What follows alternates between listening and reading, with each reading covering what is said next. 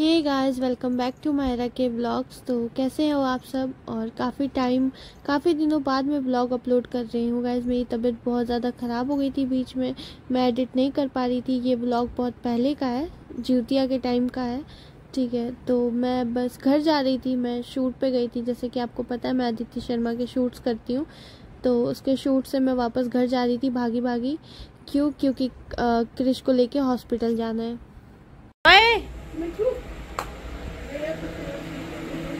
क्या कर रही हूँ मैं? सो गाइस, मुसीबत एक तरफ से नहीं आती है, हर तरफ से आती है, ठीक है। अभी 3 बजे अभी एम्बुलेंस आ रही है क्रिश को ले जाने के लिए हॉस्पिटल, क्योंकि इसके फिर से ये पैर के पट्टी चेंज होने हैं। मैंने आपको बताया था ना हर 2 दिन पे चेंज होगा, तो अभी ये चेंज होगा। और टॉयलेट में भी मम्मी प्लम्बर का काम करा रही थी। नया सीट बैठा है, नया सीट है, नया बैठा, उनको देना है 1500 और 300 1800। सो गाइस, पता क्या हुआ था, हमारे टॉयलेट की सीट का ना वो पाइप बंद हो गया था, ठीक है। तो वो भी ठीक करवाया, उसमें लगाया 7,500 रुपये लग चुका है। और अभी हम फिर से एम्बुलेंस करके जा रहे हैं हॉस्पिटल। मतलब मुसीबत हर तरफ से आती है ना, कहीं से भी ऐसा हो जाए ना कि ठीक हो, ऐसा कुछ नहीं होता। इधर ठीक होता है उधर आने लगता है, उधर ठीक होता है उधर आने लगता है। खैर जो भी, अब घर का काम है, कराना भी जरूरी था। तो अभी पैसे देने अंकल को पैसे दे देते हैं, उसके बाद अब सीधा निकलते हैं हॉस्पिटल। सो गाइस, एम्बुलेंस वाले भैया आ गए हैं। हमारी गली बहुत पतली है, तो एम्बुलेंस आ नहीं सकता अंदर तक, बस स्ट्रेचर लेके आते हैं वो, और फिर उठा के बाहर तक लेके जाना पड़ता है। तो अभी मतलब उठाने वाला कोई था नहीं, पापा दुकान पे थे। पापा से मतलब उठवाते नहीं है क्रिश को, क्योंकि भारी है ना, मतलब पापा से भारी चीज़ें नहीं उठवा सकते। तो मम्मी एक भैया को लेके आई थी, जो मतलब हमारे शॉप के पास ही उनका शॉप है, तो वो भैया आए थे। और एम्बुलेंस वाले भैया थे, 2 लोग थे, जो क्रिश को उठा के मतलब बाहर तक लेके जा रहे थे। क्योंकि मेन दिक्कत तो उसके पैर में है ना, वो चल सकता है ना उठ सकता है, बेड रेस्ट पे है।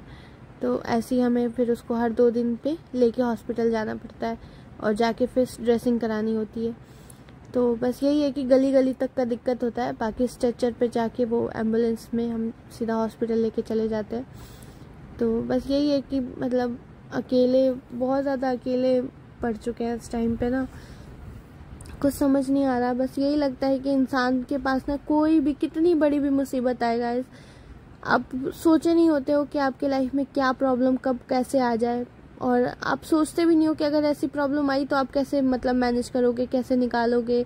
आप तो ऐसा कर ही नहीं सकते, पर ऐसा कुछ नहीं है। अगर लाइफ में बड़ी से बड़ी भी प्रॉब्लम आ जाए ना, तो भगवान उससे निकलने की ताकत दे देते हैं और संभलने की ताकत दे देते हैं। हमने कभी सोचा नहीं था कि ऐसा कुछ होगा हमारी लाइफ में, फिर भी आज हम उस सिचुएशन में हैं और उससे लड़ रहे हैं और उसके साथ जी रहे हैं।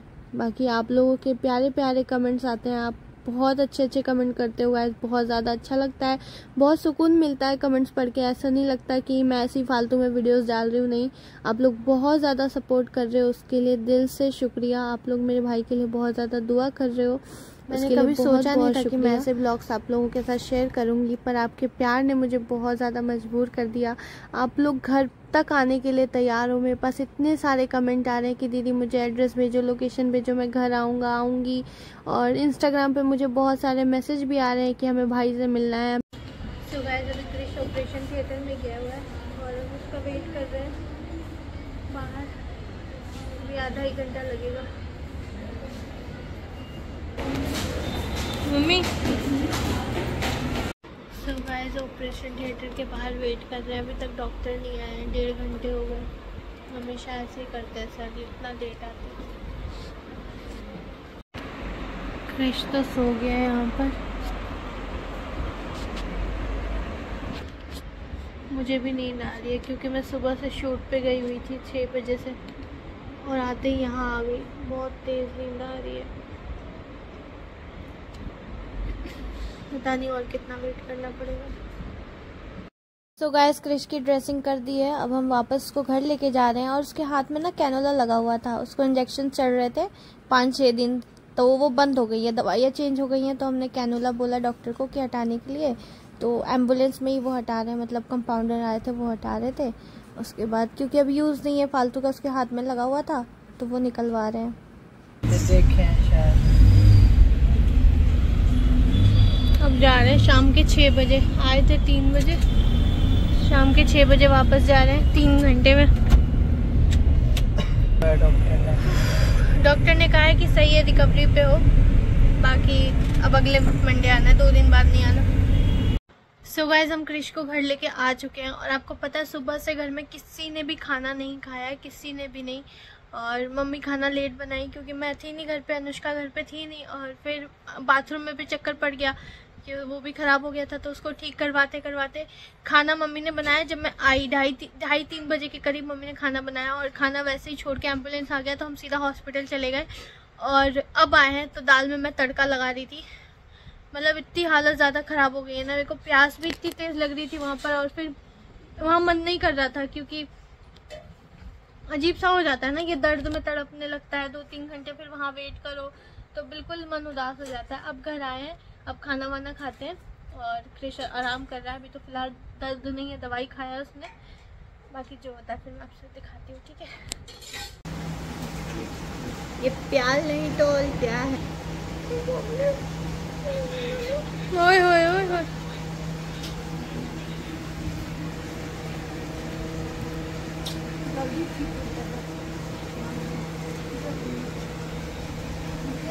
मम्मी अब रो दोगी क्या?